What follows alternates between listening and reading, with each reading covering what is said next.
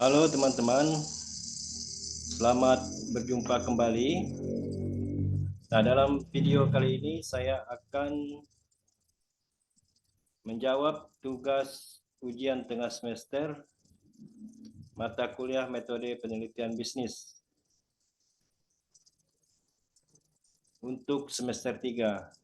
Dosen Bapak Adi Mursalim, SMMM.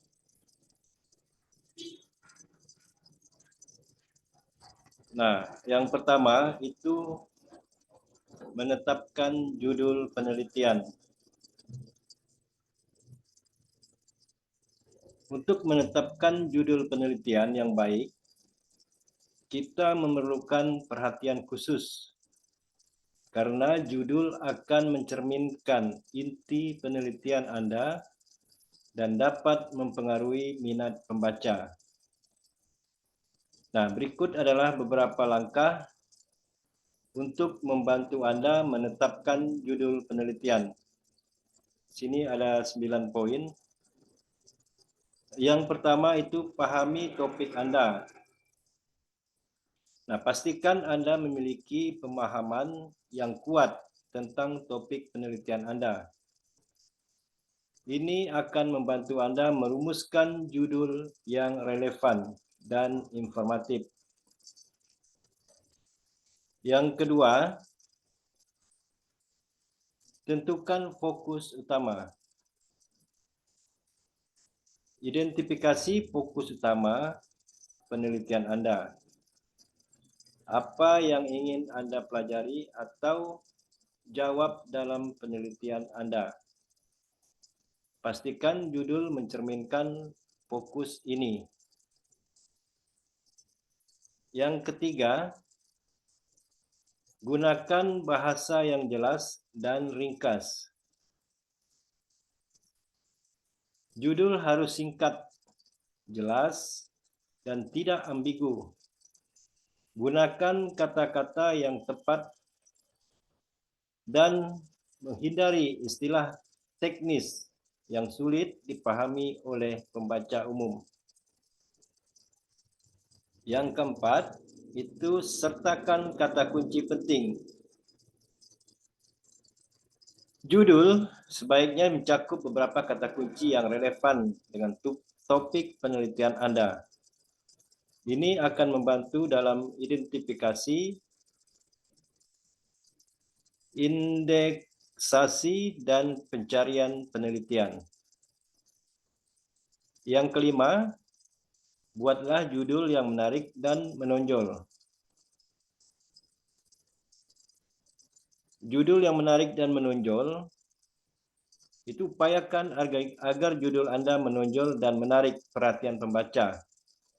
Hal ini dapat meningkatkan minat mereka untuk membaca lebih lanjut. Yang keenam, hindari judul yang terlalu umum atau terlalu spesifik. Hindari judul yang terlalu umum yang tidak memberikan informasi yang cukup. Dan juga hindari judul yang terlalu spesifik yang mungkin membatasi cakupan penelitian Anda. Yang ketujuh, periksa ketersediaan judul. Nah, pastikan bahwa judul yang Anda pilih belum digunakan oleh penelitian lain atau publikasi serupa. Ini penting untuk menghindari kebingungan dan memastikan orisinalitas judul kita. Nah, yang kedelapan itu konsultasikan dengan dosen atau pakar. Jika Anda merasa kesulitan menetapkan judul, jangan ragu untuk berkonsultasi dengan dosen atau pakar dalam bidang penelitian Anda. Mereka mungkin memberikan pandangan yang berharga. Nah, yang terakhir itu revisi dan evaluasi ulang. Setelah Anda menentukan judul awal, luangkan waktu untuk merevisi dan mengevaluasi kembali. Pastikan judul benar-benar mencerminkan penelitian Anda. Oke, sudah 9. Nah, ingat bahwa judul penelitian Anda harus mencerminkan esensi penelitian Anda dengan baik. Judul yang baik akan membantu memandu pembaca dan memberi mereka gambaran yang jelas tentang apa yang bisa mereka harapkan dari penelitian Anda. Selanjutnya, soal yang kedua itu membuat latar belakang penelitian.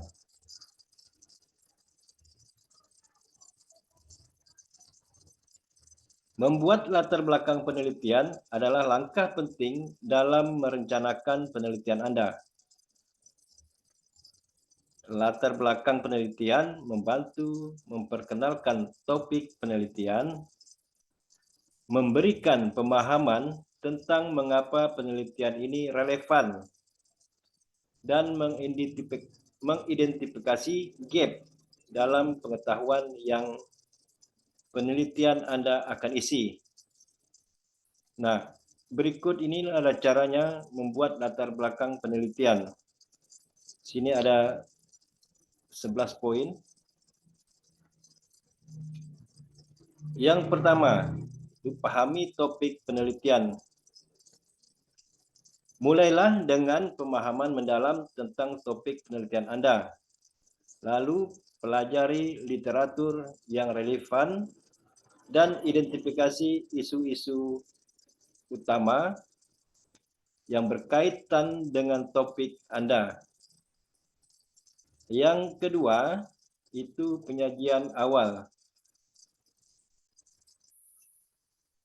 Mulailah latar belakang dengan pengenalan singkat tentang topik penelitian Anda.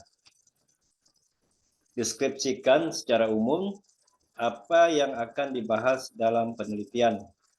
Nah, yang ketiga adalah identifikasi gap dalam pengetahuan. Jelaskan gap dalam pengetahuan yang saat ini ada dalam literatur.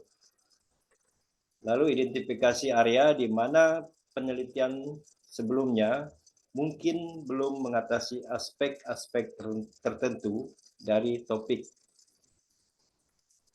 Yang keempat, itu pertimbangkan relevansinya. Jelaskan mengapa topik penelitian Anda relevan.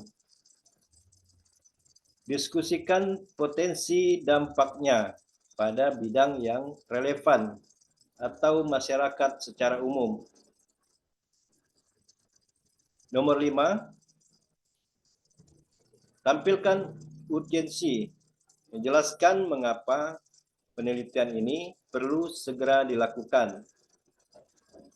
Ini bisa melibatkan menyajikan data atau informasi yang menunjukkan masalah tersebut aktual dan mendesak. Lalu yang keenam itu ada rujukan literatur. Sertakan referensi ke penelitian sebelumnya yang mendukung argumen Anda.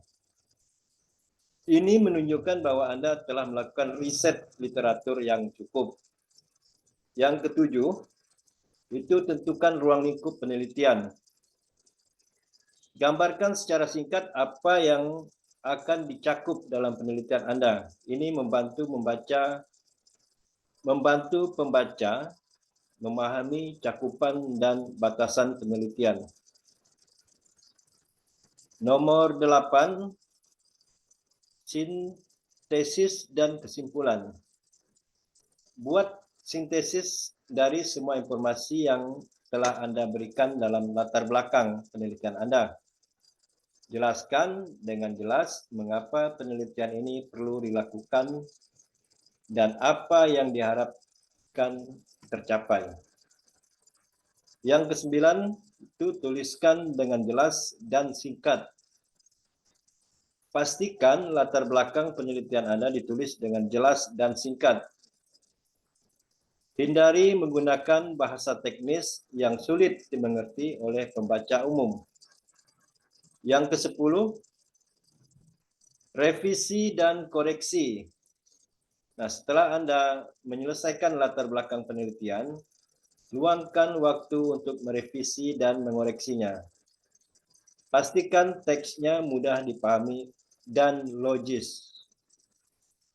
Yang terakhir, itu konsultasi dengan dosen atau pakar. Nah, jika memungkinkan, konsultasikan latar belakang penelitian Anda dengan dosen atau pakar dalam bidang penelitian Anda untuk mendapatkan masukan dan sasaran. Nah, latar belakang penelitian itu adalah elemen kunci dalam proposal penelitian Anda dan memainkan peran penting dalam menyajikan atau meyakinkan pembaca tentang pentingnya penelitian Anda. Pastikan untuk memberikan perhatian khusus dalam menulisnya. Nah, selanjutnya yang ketiga itu merumuskan masalah atau rumusan masalah. Merumuskan masalah atau rumusan masalah. Itu ada 11 poin.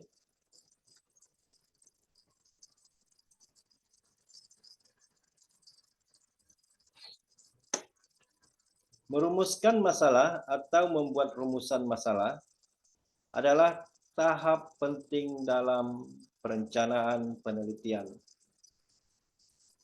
Masalah penelitian harus jelas, relevan, dan mendalam agar penelitian Anda memiliki arah yang kuat. Nah, berikut adalah langkah-langkah cara merumuskan masalah atau membuat rumusan masalah. Yang pertama, itu pahami topik penelitian Anda. Mulailah dengan pemahaman yang kuat tentang topik penelitian Anda, baca literatur yang relevan, dan cari tahu apa yang sudah ada. Yang kedua, tentukan ruang lingkup penelitian. Gambarkan batasan penelitian Anda. Tentukan apa yang akan dicakup dan apa yang tidak akan dicakup dalam penelitian Anda. Yang ketiga, identifikasi gap dalam pengetahuan.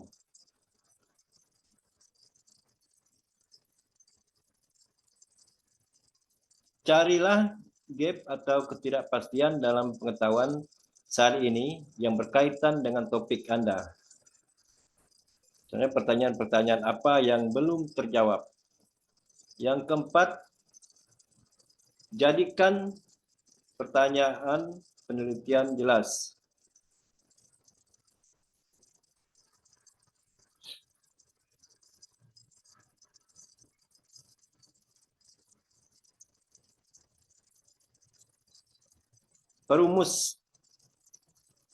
Merumuskan pertanyaan penelitian yang jelas dan konkret. Pastikan pertanyaan tersebut dapat dijawab dengan data atau bukti yang dapat dikumpulkan. Nah, yang kelima itu buat pertanyaan yang relevan. Pastikan bahwa pertanyaan penelitian Anda relevan dengan topik penelitian Anda dan memecahkan masalah yang relevan dalam disiplin ilmu atau bidang yang Anda pelajari. Yang keenam, gunakan bahasa yang jelas. Bahasa yang jelas dan mudah dimengerti dalam perumusan masalah. Hindari bahasa yang ambigu atau terlalu teknis. Yang ketujuh, gunakan format pertanyaan atau pernyataan. Anda bisa merumuskan masalah dalam bentuk pertanyaan. Contohnya, bagaimana faktor X mempengaruhi faktor Y, atau pernyataan. Contohnya, dampak faktor X pada Y akan diinvestigasi. Selanjutnya yang ke-8, selaraskan dengan tujuan penelitian. Pastikan pertanyaan atau rumusan masalah Anda selaras dengan tujuan penelitian yang telah Anda tetapkan sebelumnya. Yang ke-9 itu cek kembali literatur. Yang ke-10, konsultasikan dengan ahli atau dosen. Yang ke-11, revisi dan koreksi. Nah, merumuskan masalah penelitian dengan baik adalah langkah awal yang kunci dalam perjalanan penelitian Anda. Pastikan untuk merinci dan merenungkan pertanyaan atau rumusan masalah Anda agar dapat memberikan arah yang kuat bagi penelitian Anda. Nah, selanjutnya,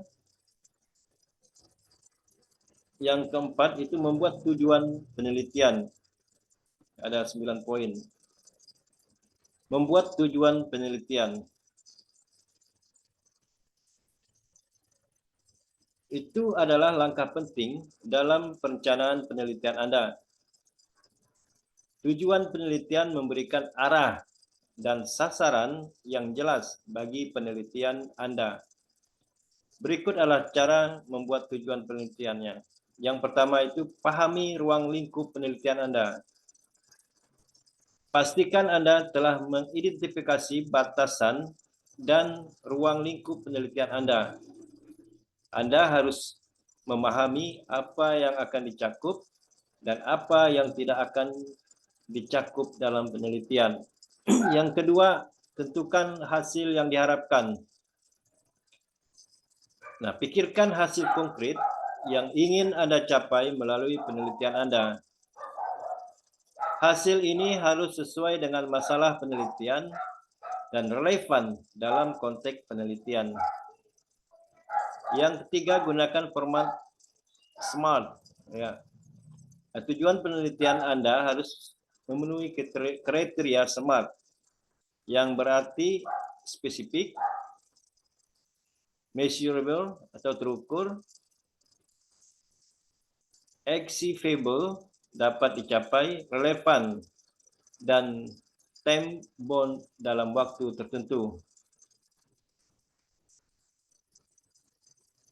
Selanjutnya, gunakan bahasa yang jelas. Sertakan tujuan dengan bahasa yang jelas dan mudah dimengerti. Hindari penggunaan bahasa teknis yang sulit dimengerti oleh pembaca yang tidak ahli dalam bidang tersebut.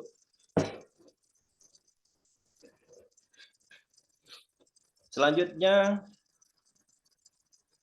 larikan tujuan secara tersusun.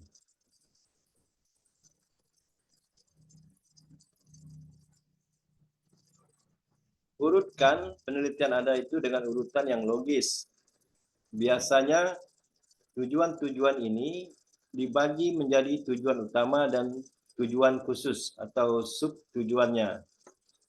Nah, yang keenam itu hubungkan dengan masalah penelitian. Pastikan bahwa tujuan penelitian Anda sesuai dengan masalah yang ingin Anda selesaikan. Tujuan harus menjadi jawaban atas pertanyaan. Mengapa penelitian ini dilakukan? Lalu yang ketujuh, itu konsultasikan dengan dosen atau pakar. 8 itu revisi dan koreksi. 9, cek kembali kesesuaian dengan metode penelitian. Nah, tujuan penelitian akan menjadi panduan bagi kita untuk seluruh penelitian Anda.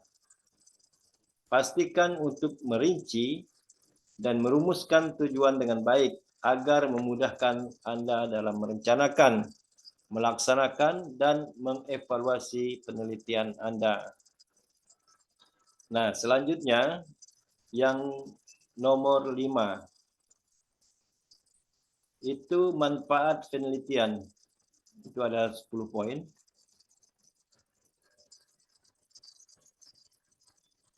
Manfaat penelitian merujuk pada hasil positif yang dapat diperoleh dari suatu penelitian. Penelitian memiliki potensi untuk memberikan kontribusi berbagai jenis manfaat, tergantung pada sifat, ruang lingkup, dan tujuan penelitian tersebut. Nah, berikut adalah beberapa jenis manfaat penelitian. Yang pertama itu kontribusi pada pengetahuan. Penelitian dapat memperluas pengetahuan manusia dengan menemukan fakta-fakta baru, teori-teori baru, atau mengkonfirmasi pengetahuan yang sudah ada. Yang kedua, itu pemecahan masalah. Penelitian dapat membantu dalam memecahkan masalah praktis. Hasil penelitian dapat mengidentifikasi solusi atau strategi yang dapat diterapkan dalam situasi nyata. Yang ketiga, pengembangan kebijakan. Hasil penelitian sering digunakan untuk merumuskan atau mendukung pembuatan kebijakan. Nah, penelitian dapat memberikan dasar empiris untuk perubahan kebijakan yang lebih baik. Yang keempat, peningkatan kualitas hidup. Misalnya peningkatan dalam bidang kesehatan, teknologi, dan lingkungan dapat menyebabkan peningkatan kualitas hidup melalui pengembangan perawatan medis yang lebih baik, teknologi yang lebih efisien, atau praktik-praktik keberlanjutan. Selanjutnya yang kelima itu pengembangan inovasi. Penelitian seringkali mendukung inovasi dan pengembangan produk atau layanan baru yang dapat meningkatkan kehidupan sehari-hari masyarakat. Lalu yang keenam, pengungkapan isu sosial dan budaya. Nah, penelitian sosial dan budaya dapat mengungkapkan isu-isu yang relevan dalam masyarakat, seperti ketidaksetaraan, rasisme, atau masalah-masalah lain yang memerlukan kesadaran dan tindakan. Yang ketujuh itu pengembangan karir dan pendidikan. Penelitian dapat memperkaya pemahaman dan wawasan para peneliti dan mahasiswa. Mereka dapat memperoleh pengalaman, keterampilan, dan pengetahuan yang berguna untuk karir dan pendidikan mereka. Yang kedelapan itu kemanfaatan ekonomi. Penelitian dalam bidang bisnis dan ekonomi dapat memberikan informasi yang membantu perusahaan dalam pengambilan keputusan dan pertumbuhan ekonomi. Selanjutnya, perlindungan lingkungan. Penelitian juga dapat membantu memahami dan mengatasi isu-isu lingkungan seperti perubahan iklim, polusi, dan degradasi lingkungan. Yang ke-10, yang terakhir itu pemberdayaan masyarakat. Penelitian yang melibatkan partisipasi masyarakat dapat memberdayakan masyarakat dalam pengambilan keputusan yang mempengaruhi kehidupan mereka. Nah, ada 10 poin. Lalu manfaat penelitian dapat bervariasi sesuai dengan bidang atau tujuan dan konteks penelitian. Penting untuk dipahami potensi manfaat penelitian Anda dan menyusun hasil penelitian dengan cara yang memungkinkan manfaat tersebut terrealisasi. Selanjutnya, yang keenam, soal yang keenam itu membuat bab 2 tinjauan pustaka. bab 2 tinjauan pustaka. Ini ada 11 poin.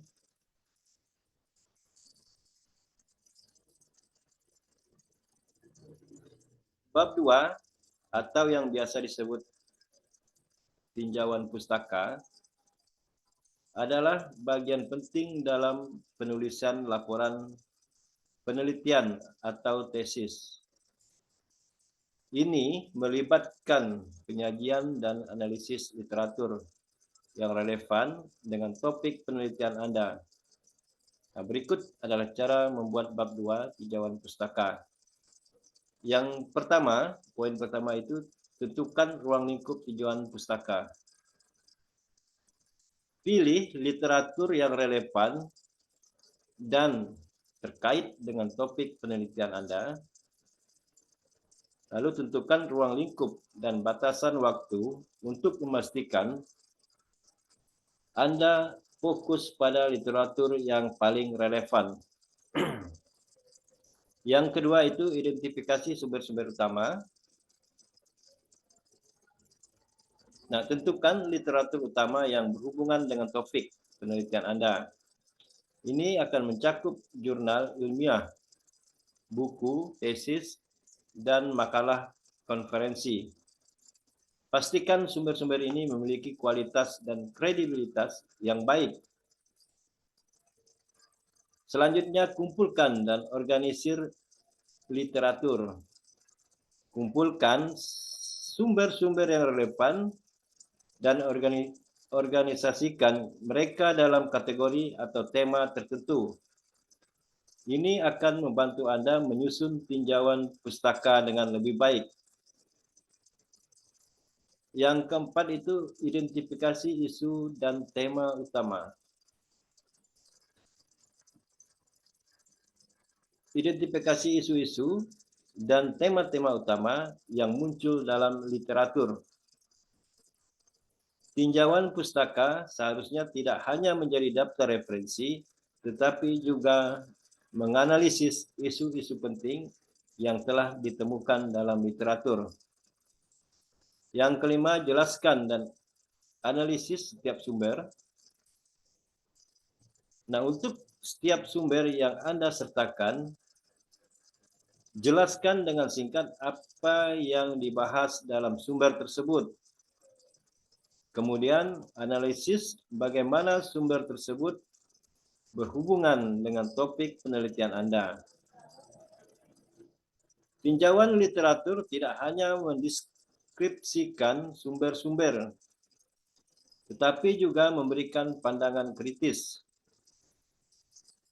Yang keenam itu temukan gap dalam pengetahuan. Identifikasi area di mana literatur tersebut memiliki gap atau di mana pertanyaan-pertanyaan penting belum terjawab. Nah, ini dapat menjadi dasar untuk justifikasi penelitian Anda. Yang ketujuh, susun dengan logis. Susun tinjauan pustaka Anda dengan cara yang logis dan kronologis jika memungkinkan. Ini membantu pembaca mengikuti perkembangan konsep dan temuan dalam literatur. 8. Gunakan citasi dengan benar. Pastikan untuk memberikan referensi yang sesuai untuk setiap sumber yang Anda sertakan dalam tinjauan pustaka. Gunakan gaya penulisan yang diakui dalam disiplin ilmu Anda. Yang kesembilan itu tulis dengan jelas. Tinjauan pustaka harus ditulis dengan bahasa yang jelas dan mudah dimengerti. Hindari penggunaan bahasa teknis yang sulit dimengerti oleh pembaca yang tidak ahli dalam bidang tersebut. 10. Itu revisi dan koreksi. Yang ke-11 itu hubungkan dengan penelitian Anda. Akhiri bab 2 dengan merinci bagaimana literatur yang Anda tinjau berkaitan dengan topik penelitian Anda. Lalu jelaskan bagaimana penelitian Anda akan mengisi gap dalam pengetahuan yang ada. Nah, bab 2 tinjauan pustaka itu harus memberikan pemahaman yang kuat tentang landscape penelitian yang ada dan bagaimana penelitian Anda akan berkontribusi pada bidang tersebut. Selanjutnya soal ketujuh, itu penelitian terdahulu, itu ada 10 poin.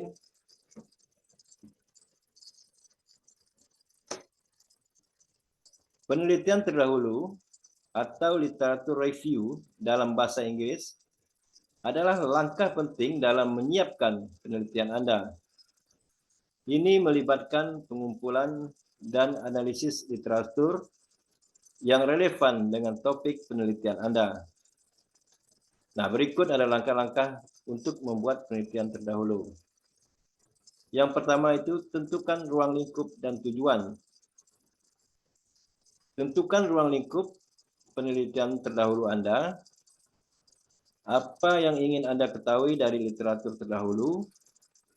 Lalu tentukan tujuan Anda seperti mengidentifikasi gap dalam pengetahuan atau memahami perkembangan terbaru dalam topik Anda. Yang kedua itu cari sumber-sumber literatur. Lalu yang ketiga itu pilih sumber-sumber utamanya. Yang keempat itu baca dan analisis sumber-sumber literatur. Lalu organisir sumber-sumber literatur tersebut. Nah, organisir literatur Anda dalam kategori atau tema tertentu, ini dapat membantu Anda menyusun penelitian terdahulu dengan lebih baik dan membuatnya lebih mudah dipahami oleh pembaca. Yang keenam, identifikasi gap dalam pengetahuan. Yang ketujuh, rujukan yang benar. Nah, rujukan yang benar itu pastikan untuk memberikan referensi yang sesuai dengan setiap sumber yang Anda sertakan dalam penelitian terdahulu. Yang kedelapan, tulis dengan jelas, sudah pasti. Revisi dan koreksi. Yang kesepuluh, hubungkan dengan penelitian Anda. Nah, akhiri penelitian terdahulu dengan merinci bagaimana literatur yang Anda tinjau berkaitan dengan topik penelitian Anda. Jelaskan bagaimana penelitian Anda akan mengisi gap dalam pengetahuan yang ada. Nah, penelitian terdahulu itu adalah dasar yang kuat untuk merencanakan dan menjalankan penelitian Anda. Pastikan untuk merinci dan merumuskan penelitian terdahulu dengan baik agar memudahkan Anda dalam merancang penelitian Anda. Selanjutnya, yang kedelapan itu ada membuat hipotesis dan kerangka pemikiran.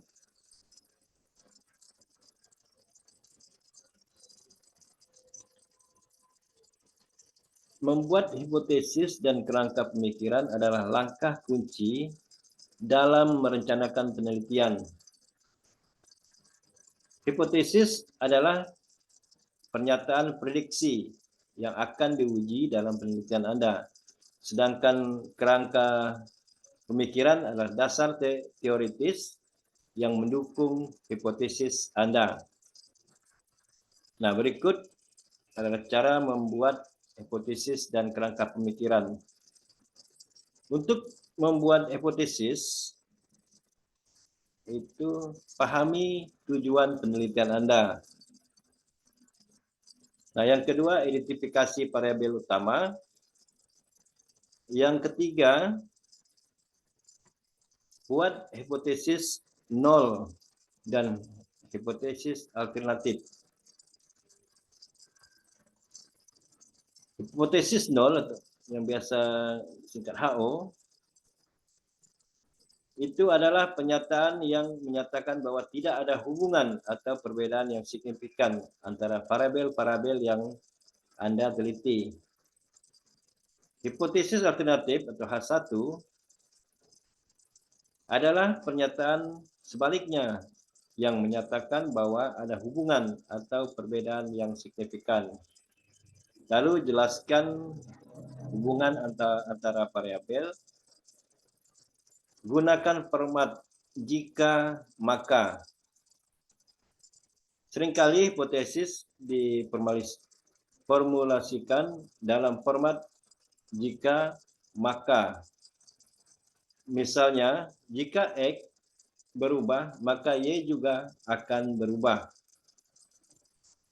Nomor 6 itu pastikan hipotesis Anda testable.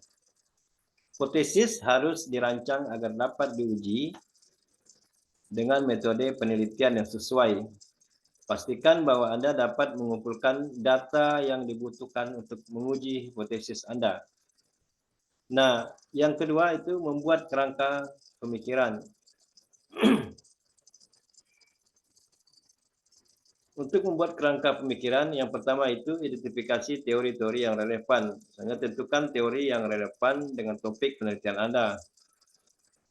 Teori-teori ini harus memberikan dasar konseptual untuk penelitian Anda. Yang kedua itu paparan dasar teoritis. Jelaskan secara rinci dasar teoritis yang mendukung hipotesis Anda. Gambarkan konsep-konsep utama yang terkait dengan penelitian Anda. Yang ketiga itu hubungkan dengan penelitian terdahulu. Yang keempat, tentukan variabel dan hubungan. Yang kelima, ilustrasikan dengan diagram atau grafik. Nah, terkadang menggunakan diagram atau grafik itu dapat membantu dalam memvisualisasikan kerangka pemikiran Anda. Selanjutnya, tunjukkan bagaimana teori mendukung hipotesis. Yang terakhir itu revisi dan koreksi. Nah, setelah Anda membuat kerangka pemikiran, pastikan itu sesuai dengan penelitian Anda dan mendukung hipotesis Anda. Lakukan revisi jika perlu. Nah, kerangka pemikiran adalah kerangka konseptual yang membantu Anda mengorganisasi gagasan dan memahami dasar teoritis penelitian Anda. Hipotesis di sisi lain adalah pernyataan prediksi yang akan diuji dalam penelitian. Untuk menguji validasi, pastikan keduanya saling mendukung untuk memandu penelitian Anda dengan baik.